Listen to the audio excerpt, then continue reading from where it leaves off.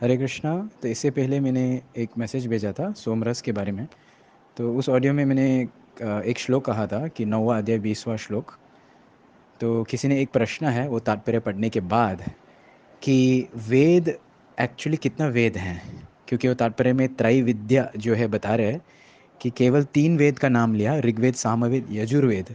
तो उनका प्रश्न है कि अथर्ववेद है किधर, ये क्या है, कितना वेद एक्चुअली। ये प्रश्न थोड़ा सा टेक्निकल है, मैं कोशिश करूँगा सिंपल फॉर्म में बताने के लिए।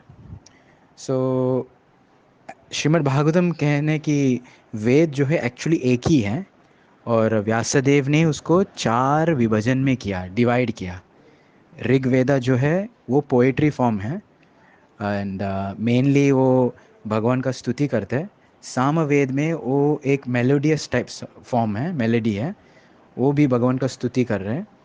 और फिर यजुर्वेद जो है, यजुर्वेद सारे अलग अलग विधि विधान होते हैं। और अथर्ववेद में क्या है, अथर्ववेद में इतरंची बाकी बाकी जो अनेक अनेक टॉपिक्स हैं, जैसे अपेंडिक्स जैसे हैं, तो उसमें कुछ ग्रह का दोष कैसे विमुक्त करना, आयुर्वेद के बारे में, ये सब चीज़ अथर्ववेद में है।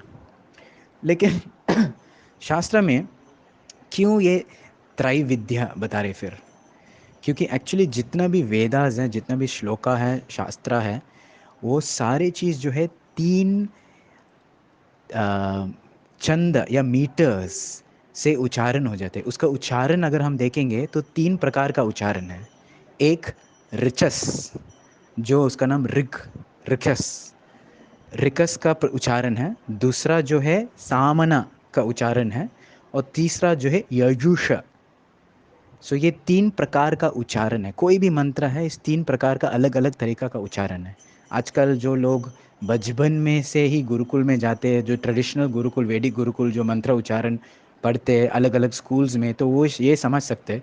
साधारण 90% हम लोग कुछ समझ में नहीं आया, ये सब चीज़ हैं, लेकिन उसका उच्चारण अलग अलग है। जो ऋचस, सामान्य और यजुषस। जितना भी मंत्र है उसका उच्चारण अगर आप बोलेंगे तो उच्चारण में जो है वो 3 डिविजन्स में आते हैं। लेकिन अगर टॉपिक वाइज आपको डिवाइड करना, तो टॉपिक वाइज डिवाइड करेंगे तो 4 वेद आ जाते हैं। तो हमेशा हम बोले चतुर्वेदा। चतुर्वेदा क्यों बोलते हैं? क्योंकि टॉपिक के हिसाब से। और त्रिविद्या, 3 प्रकार का विद्या, मतलब किसी के पास रचस का उच्चारण भी आता है, किसी के पास सामान्य उच्चारण भी आता है, किसी के पास यजुष का उच्चारण का तरीका भी आता है, तो वो बोलते त्रिविद्या। उसके पास 3 प्रकार का विद्या। बेसिकली अगर ये उच्चारण के हिसाब से हम देखेंगे, इसलिए त्रिविद्या बोलते हैं। तो उसमें से अथर्व वेद का मंत्रस भी इसमें आते हैं। और अगर टॉपिक वाइज कहते हैं तो फिर चतुर्वेदा, 4 वेद हैं। बिकॉज वो टॉपिक वाइज जो ऋग्वेदा होते, सामवेद होते, यजुर्वेद होते और अथर्ववेद। हरे कृष्ण। हरे कृष्णा। तो वेदव्यास में जो एक ही वेद हैं, क्यों उसको विभाग किया, क्यों उसको डिवाइड किया? तो कलयुग से पहले जितना भी वेद का ज्ञान है, वेद शास्त्र का ज्ञान है, वो शब्द रूप में, मतलब गुरु जो है वो शिष्यों को कैसे सिखाते, केवल बोलने से ही।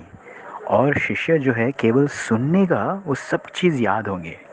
लेकिन कलयुग जैसे आरंभ हुआ तो वेद व्यास ने उन्होंने देखा कि भविष्य में कैसे लोग हैं। एक श्लोक आते हैं श्रीमद् भागवतम में, प्रायेणाल्पायुषा सभ्य कलौ अस्मिन् युगे जन मंड सुमंड मतयो मंड भाग्य ही उपाद्रुत। जो आने वाले कलयुग के लोग जो हैं, वेदव्यास ने देखा कि ये लोग मंड है, कुछ याद ही नहीं ज़्यादा।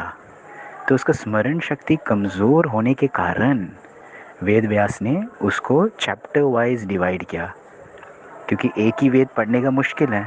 तो टॉपिक्स के अनुसार उन्होंने डिवाइड किया ताकि कम से कम उनका एरिया ऑफ इंटरेस्ट में थोड़ा बहुत वो लोग पढ़ सकते हैं। और आगे आप देखेंगे पूरा वेदास का फैमिली इतना बड़ा है कि असंभव है पढ़ने का। इसलिए अभी भी कलयुग में केवल जो इतिहास का पार्ट जहाँ महाभारत और रामायण में आते हैं, और महाभारत के अंदर जो भीष्म पर्व है उसमें भगवद गीता आता है। तो भगवद गीता क्या, वेदास का सार है, एक सूत्र रूप में सारे ज्ञान को दिया गया है। तो कम से कम पूरा अगर वेदास नहीं पढ़ पाया तो कम से कम भगवत गीता में सूत्र रूप में उसका पूरा ज्ञान मिलेगा। हरे कृष्ण।